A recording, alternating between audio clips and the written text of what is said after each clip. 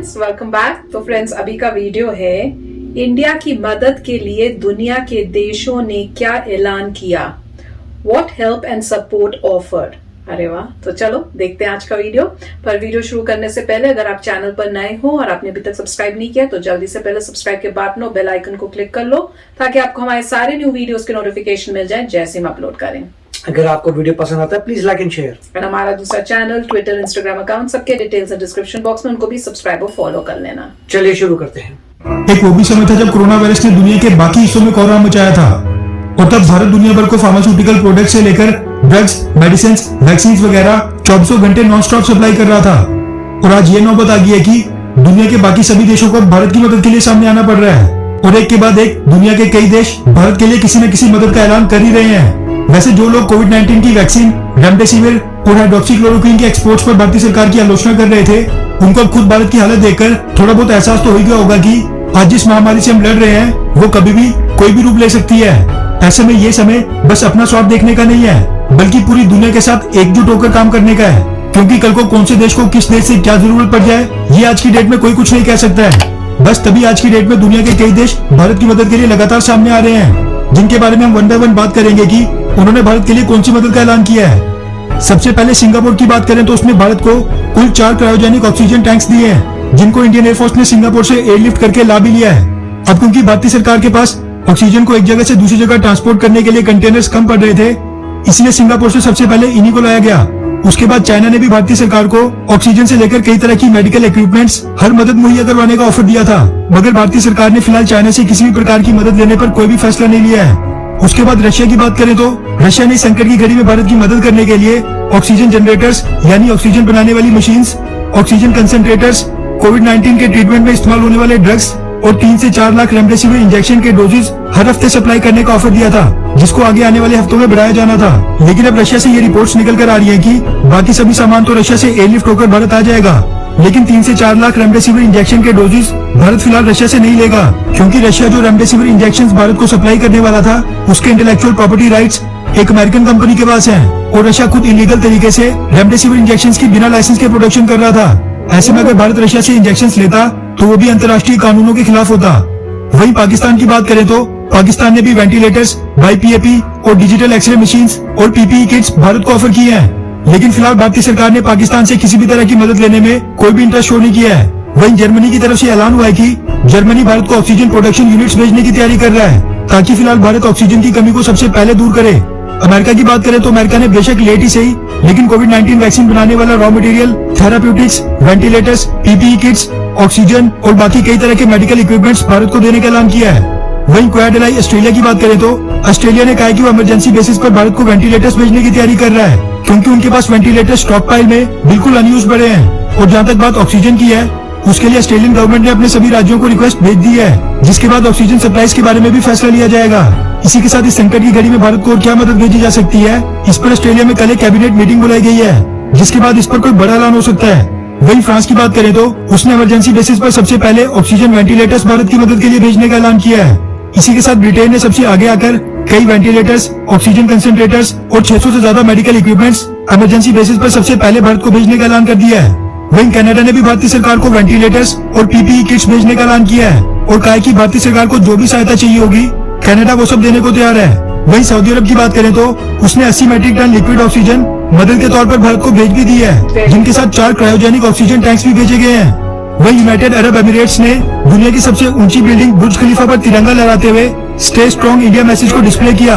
वैसे बाकी सब तो ठीक है, लेकिन पाकिस्तान और चाइना से मदद लेने पर भारत में लोगों की दो राय है। कुछ लोगों का मानना है कि संकट की घड़ी में मदद ले लेनी चाहिए, तो वहीं कुछ लोगों का मानना है कि इनसे मदद बिल्कुल नहीं लेनी चाहिए। तो फ्रेंड्स, बहुत ही पॉजिटिव न्यूज थी और देख के बहुत अच्छा लगा कि इतनी सारी कंट्रीज अब फॉरवर्ड आई नहीं है और कह रही है कि हम हेल्प करेंगे।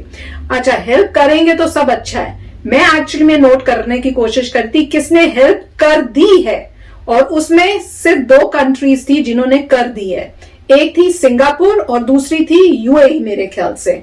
तो मैं तो उन्हीं 2 कंट्रीज को सबसे पहले कहूंगी कि दे आर द बेस्ट।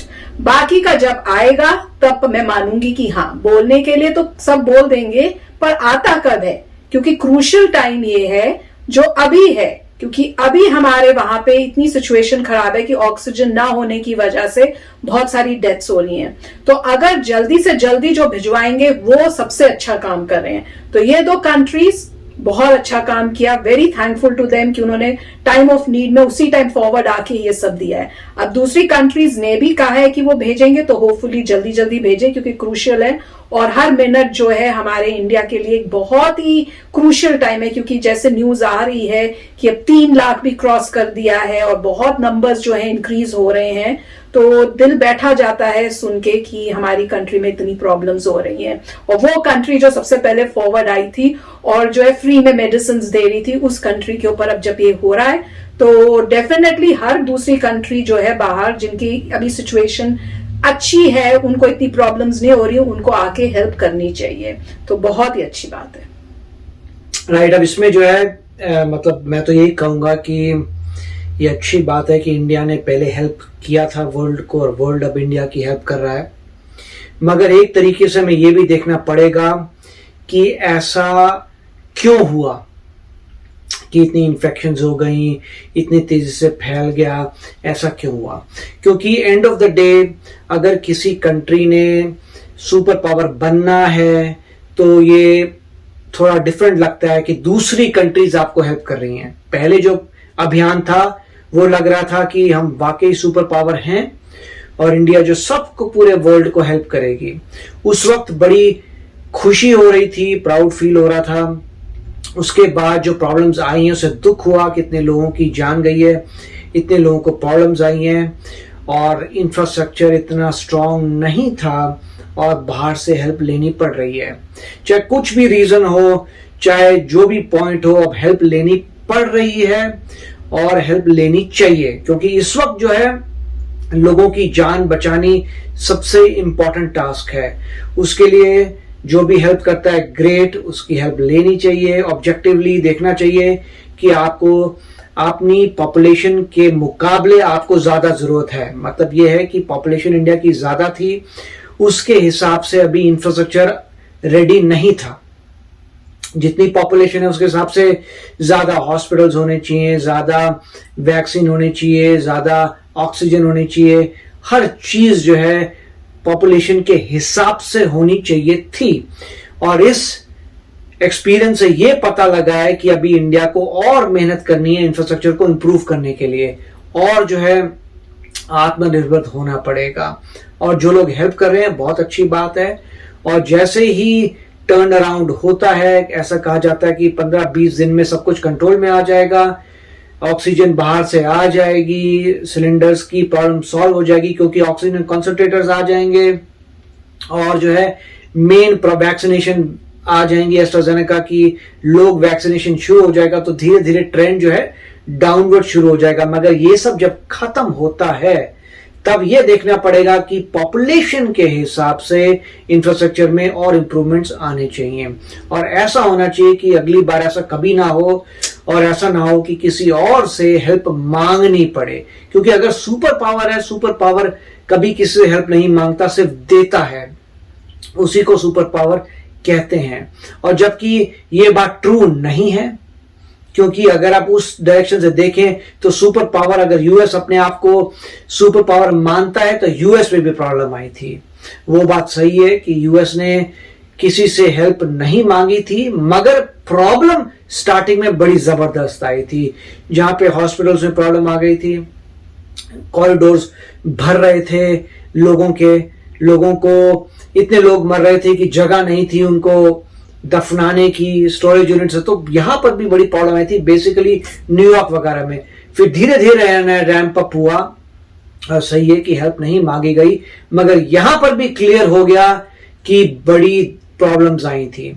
और मेरे ख्याल से सभी कंट्रीज जो आगे बढ़ना चाहती है उनको इंफ्रास्ट्रक्चर को ठीक करना पड़ेगा, बेटर करना पड़ेगा। मगर अभी जो है जिससे भी हो सके हेल्प लेनी चाहिए, सिचुएशन को सॉल्व करना चाहिए कि डेथ्स रुक जाएं और बिल्कुल भी कोरोना वायरस खत्म हो जाए। उसके बाद एक नई एरा आएगी जिसमें इंडिया फटाफट मेहनत करेगा और सुपर पावर बनेगा। yes, तो काफी अच्छा वीडियो था। बिल्कुल। तो चलो फ्रेंड्स, चलते हैं, मिलेंगे नेक्स्ट वीडियो में बहुत ही जल्द। Till then please take care and bye bye. तो अगर आप मेरे इस चैनल पे नए हो तो जल्दी से सब्सक्राइब के बटन को हिट करो और बेल आइकन को क्लिक करो ताकि आपको मेरा जब नया वीडियो मैं लगाऊं आपको उसके बारे में जल्दी से पता चल जाए।